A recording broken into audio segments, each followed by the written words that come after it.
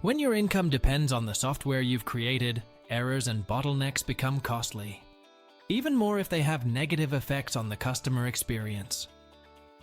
Even the best tech leaders sometimes misunderstand the problem. They think more developers are needed on the job.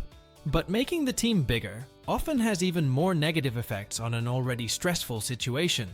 New developers must be trained, they must integrate into existing projects, and having multiple hands working on the same code can make coordination even more difficult. What does it really take to turbocharge your software development department? In this course, you'll dive into the technical aptitude and strategic acumen required to understand your challenges, focus on the developer experience, and choose the right tools to run your applications at their best and make your customers happy to work with you.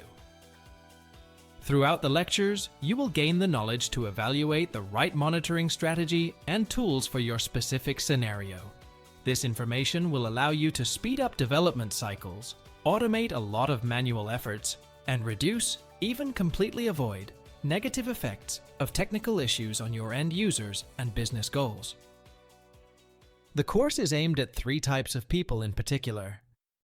CTO, who needs to take care of the developer's productivity, satisfaction, and retention, which ultimately benefits end users through better products and business performance, allowing faster innovation and revenue growth.